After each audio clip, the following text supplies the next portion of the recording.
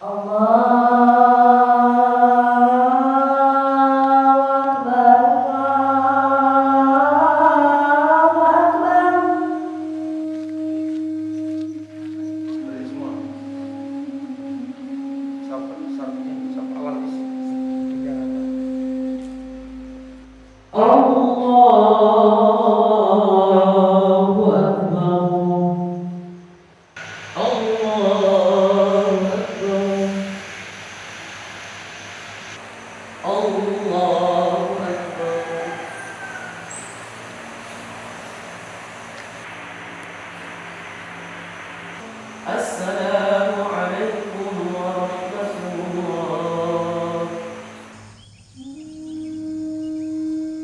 Fajar mulai menyingsing. Namun semburat jingga keemasan tidak terlalu tampak di langit. Kabut terlalu mendominasi pagi. Walau demikian, tidak menyurutkan semangat para santri untuk berolahraga di pagi hari. Inilah kegiatan rutin yang dilakukan selepas subuh oleh para santri Yayasan Pondok Pesantren Azharul Khairat.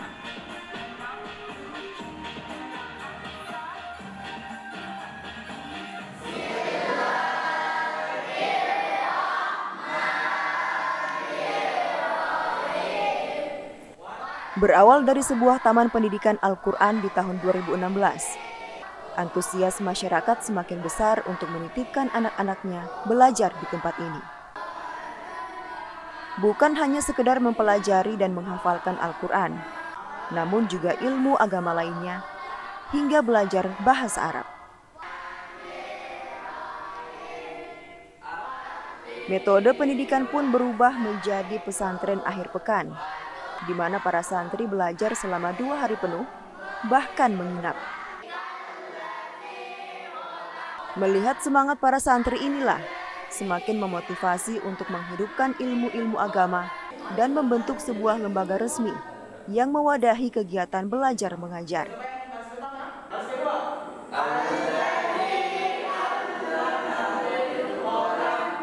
Hingga pada tahun 2019, diresmikanlah Yayasan Pondok Pesantren Azharul Khairat. Kini, pesantren ini telah memiliki kurang lebih 160 santri dengan 9 orang pengajar. Perjalanan membangun pondok pesantren ini tidaklah mudah. Sejumlah tantangan dan masalah teknis hingga terkait dana tak lantas menyurutkan tekad sang penggagas dan pendiri Yayasan Pondok Pesantren Azharul Khairat. Berbagai upaya dilakukan untuk menghidupkan semangat keislaman di tengah masyarakat, membangun wadah untuk berdakwah. Dalam setiap tugasnya membumikan agama Allah, ia selalu menyisipkan tentang niat dan usaha dalam mendirikan pesantren. Usaha ini berbuah manis. Banyak donasi berdatangan dari para masyarakat, juga pihak pemerintah. Baginya, pesantren ini merupakan fasilitas dakwah yang sangat bermanfaat untuk membina dan mendidik para generasi dakwah di masa yang akan datang. Dakwah adalah tugas kenabian yang tidak boleh putus, kapan dan dimanapun. Dialah Ustadz Husni Idrus LC, MSI.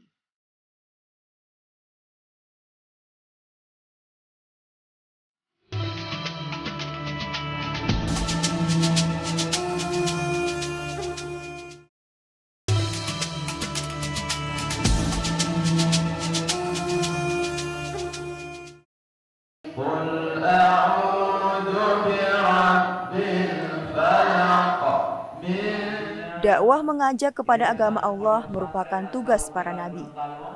Maka sebuah kemuliaan bagi para dai mengemban tugas tersebut. Allah Azza wa Jalla memerintahkan Rasulnya untuk mengatakan dakwah merupakan jalan beliau dengan firman-Nya melalui surah Yusuf ayat 108. Katakanlah, inilah jalanku, agamaku. Aku dan orang-orang yang mengikutiku mengajak kamu kepada Allah dengan hujah yang nyata, ilmu dan keyakinan. Maha suci Allah, dan aku tiada termasuk orang-orang yang musyrik. Wal 'ashri innal insana lafi khusr illa alladziina aamanu wa 'amilus shalihati. Adalah Ustadz Husni Idrus LC MSI.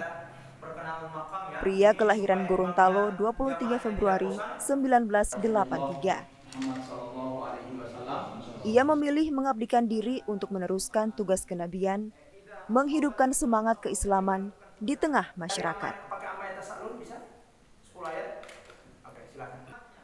Selain sebagai dosen di salah satu universitas di Gorontalo, dia juga aktif terlibat dalam kegiatan organisasi-organisasi keislaman, serta menjadi narasumber dalam berbagai acara keagamaan.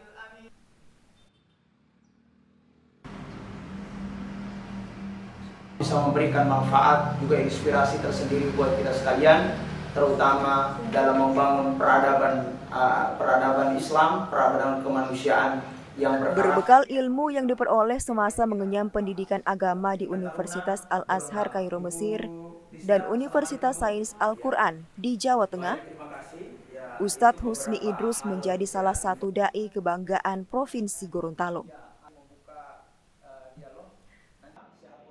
Semangat besar dalam berdakwah ini bahkan diwujudkan dengan mendirikan yayasan Pondok Pesantren Azharul Khairat. Sebelum kami berniat membangun Pondok Pesantren Azharul Khairat Gorontalo, kami memang backgroundnya adalah seorang guru. Dari guru TPQ kemudian mengabdi menjadi guru abdi di madrasah aliyah, juga menjadi guru privat di beberapa tempat TPQ yang ada di kelurahan dan di kecamatan yang lain. Dari semangat itulah kemudian kami berpikir bahwa anak-anak, para santri dan santriawati, khusus masyarakat yang ada di kampung saya, tidak sekedar diwadahi dengan TPQ yang notabene-nya bahwa pendidikan keagamaan itu sangat terbatas, tapi juga harus kita lembagakan dalam bentuk satu lembaga resmi pemerintah, lembaga yang diakui oleh pemerintah, yaitu pondok pesantren. Kemudian yang kedua adalah setelah keinginan itu ada, maka kami berusaha bikin TPQ dulu di rumah ya.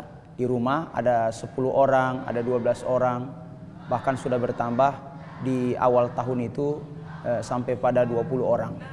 Lama kelamaan para santri dan santriawatinya sudah mulai ikut dan sudah mulai memiliki daya tarik untuk sama-sama bergabung. Maka kami menghubungi orang tuanya dan saya bilang TPQ ini tidak sekedar kita bikin seperti TPQ biasa, tapi kita bikin ini seperti TPQ yang ala pesantren.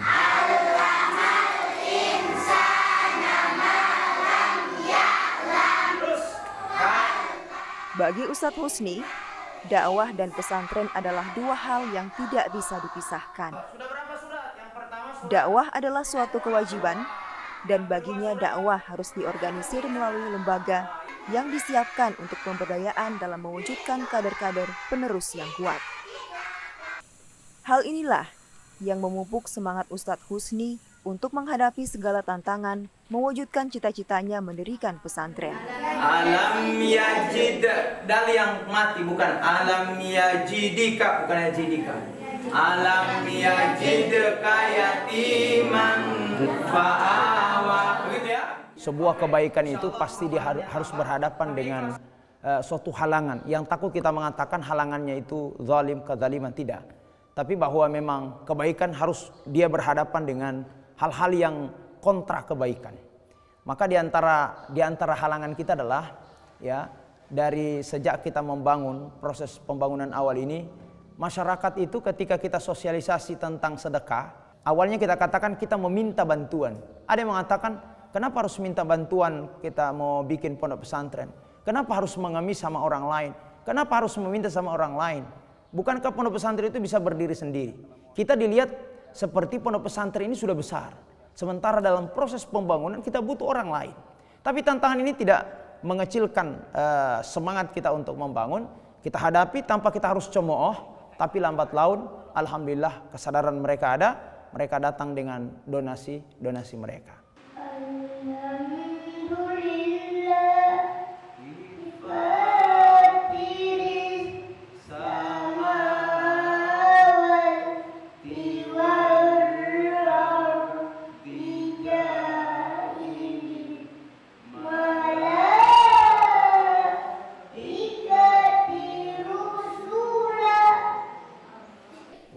Salah satu yang unik dari pembelajaran di Yayasan Pondok Pesantren Azharul Khairat adalah kelas tilawah Al-Quran yang langsung dipandu oleh Ustadz Husni Idrus.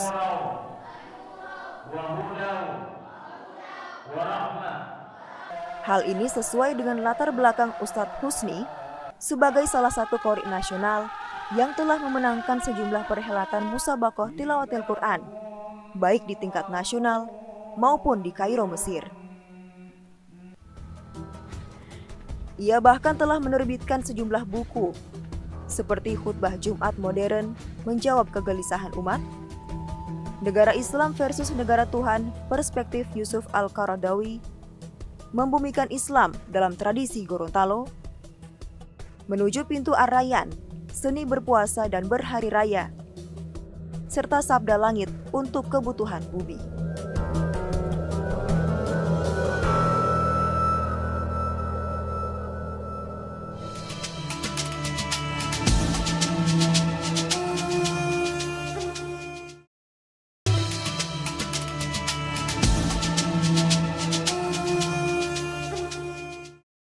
Kaifa haluki?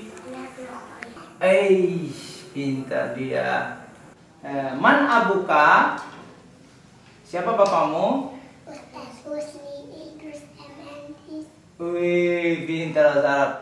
Meskipun disibukkan dengan sejumlah tugas kenabian, keluarga tetaplah yang utama bagi Ustadz Husni Idrus.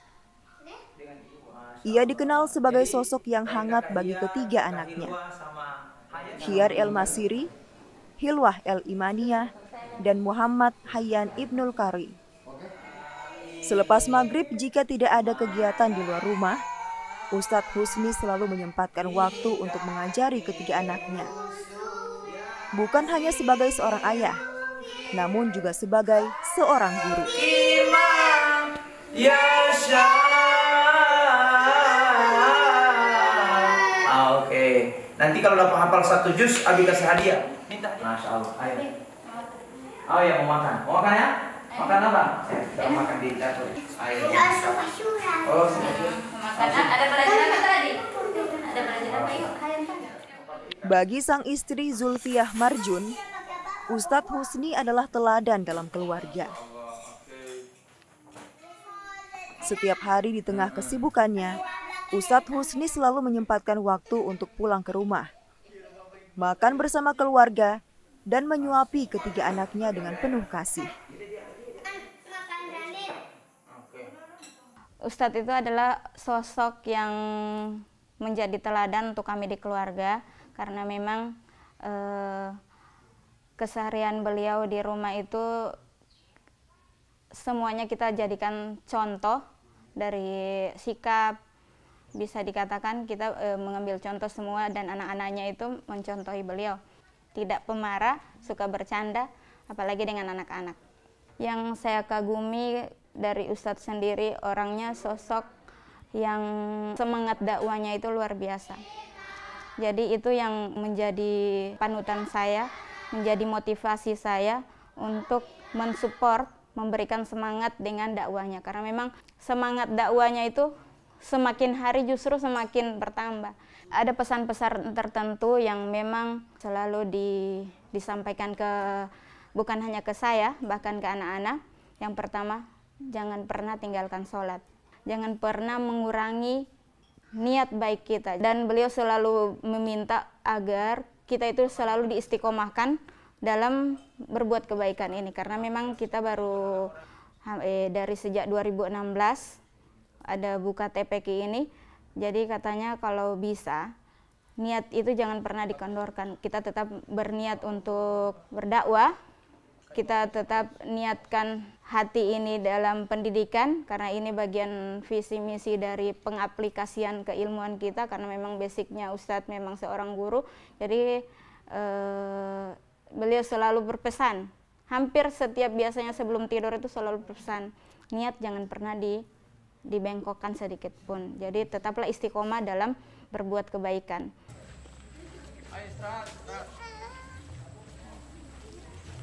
Dalam mendidik para santri, Ustadz Husni juga dikenal hangat, namun tegas dan disiplin.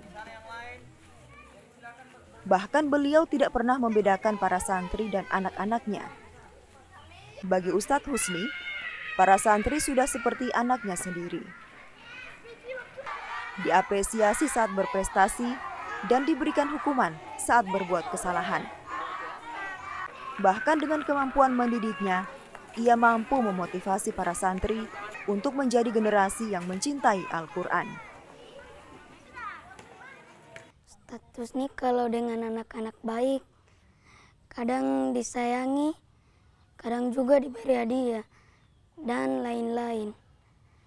Kalau Ustadz Husni dengan anak-anak yang kadang nakal, biasa dipukul dan juga biasa dinasehati. Tapi biasa dipukul itu bukan pukul-pukul marah, tapi dipukul sayang-sayang. Ustadz Husni Idrus di mata para sahabatnya merupakan panutan. Tidak hanya dalam hal berdakwah, namun juga dalam keseharian beliau. Keramahan Ustadz Husni menjadikannya pendengar serta pemberi masukan yang baik terhadap masalah yang dihadapi oleh para sahabatnya. Beliau menurut saya adalah guru yang luar biasa, yang beliau itu tidak pernah tertutup dengan siapapun, selalu bersikap terbuka dalam persoalan apapun.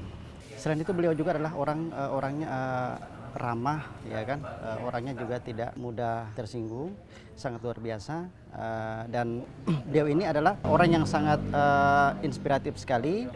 Beliau adalah orang sangat terbuka, jadi ketika kita misalnya mempunyai masalah, ya kan, kita bisa sharingkan sama beliau, dan beliau itu sangat luar biasa sekali, antusias sekali untuk bisa kita jadikan sebagai teman curhat.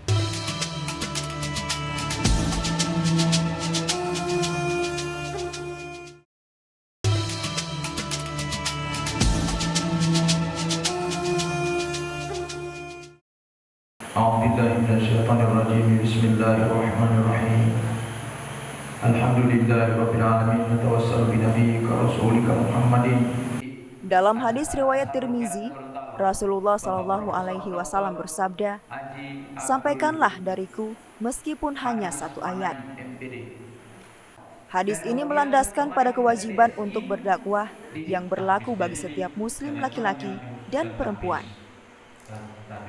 Begitupun dengan Ustadz Husni Idrus yang senantiasa mengisi hari-harinya dengan dakwah, memenuhi panggilan tugas kenabian.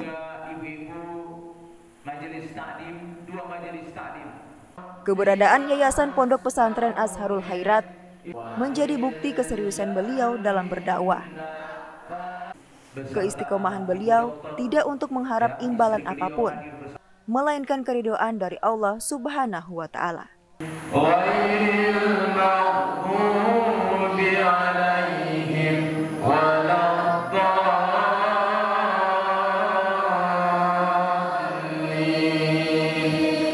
Sejak saya SD, kemudian saya mulai belajar Al-Quran, pernah saya ingat hari ini bahwa di sujud saya, di tangan saya yang kosong ketika saya berdoa, saya pernah berbisik kepada Allah begini. Saya bilang, "Ya Allah, beri kesempatan saya mengurus agamamu. Beri kesempatan saya untuk mengurus agamamu. Beri kesempatan saya untuk mengurus agamamu ini. Beri saya beban untuk mengurus agama ini. Beri saya bekal untuk mengurus agamamu ini. Ya Allah, beri kekuatan saya menghidupkan agamamu ini." Itu proposal saya sejak sanawiyah. Saya mohonkan saya belum tahu apa-apa, tidak tahu manajemen kepesantrenan, juga tidak bisa berbahasa Arab, juga tidak bisa ada ilmu-ilmu alat dalam pesantren. Bagaimana membangun pesantren? Tapi ada jalan. Idza azamal abdu azman wadahas sabil. Ketika ada hati kita buka dan kita sampaikan kepada Allah sesuatu kebaikan, Allah melihat kebaikan yang tulus, yang ikhlas itu, dan Allah bikin sebab-sebab bagaimana kita bisa mengurus agamanya ini. Alhamdulillah, sejak saya berniat seperti itu, tiba-tiba saya harus belajar di Aliyah, Al-Khairat. Setelah saya belajar, saya harus dikasih kuliah. Padahal dari status ekonomi keluarga yang tidak mampu. Pembangunan ini tidak menghasilkan keuntungan materi secara pribadi, ya. Tidak bisa digambarkan ketika saya membangun pesantren, kemudian saya jadi kaya. Maksudnya begitu.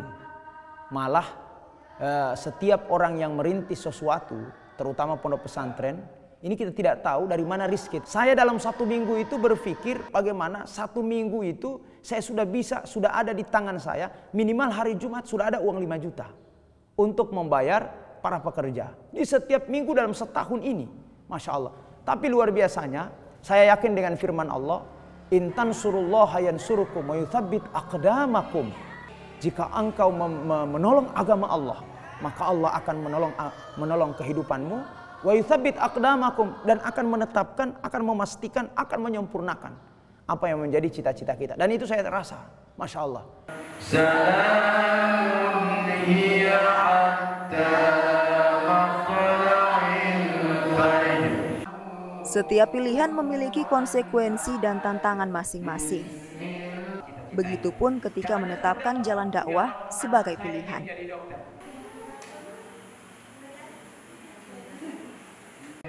Inilah yang dirasakan oleh Ustadz Husni Idrus selama menjalankan tugas kenabian, terutama dalam pembangunan Yayasan Pondok Pesantren Azharul Khairat. Namun tantangan demi tantangan yang dihadapi tak pernah menyurutkan semangatnya. Bagi Ustadz Husni, dakwah adalah penyembuh dari kelelahan.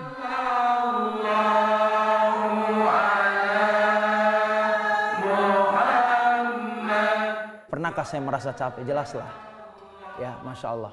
Tapi pada saat capek, saya selalu dibisikkan oleh satu kalimat Imam Ahmad bin Hambal. Jadi saya background ini dai, saya pandang sesuatu dengan dakwah. Beda kalau orang berdagang, dia pandang sesuatu dengan dagang.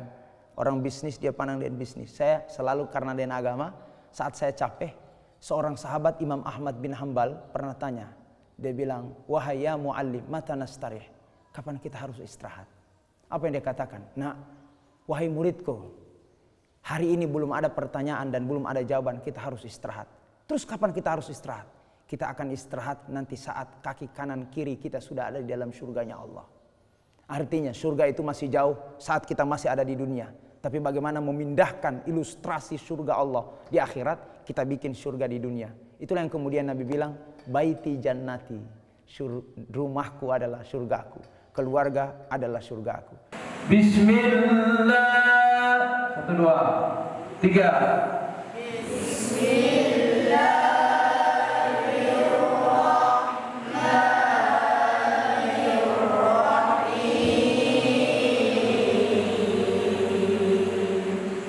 Semoga sosok Ustadz Husni Idrus LC MSI dapat menginspirasi kita untuk senantiasa menyeru kepada kebajikan, seperti yang difirmankan Allah dalam Quran Surah Al-Imran ayat 104. Dan hendaklah ada di antara kamu segolongan umat yang menyeru pada kebajikan, menyuruh kepada yang ma'ruf dan mencegah yang mungkar. Merekalah orang-orang yang beruntung.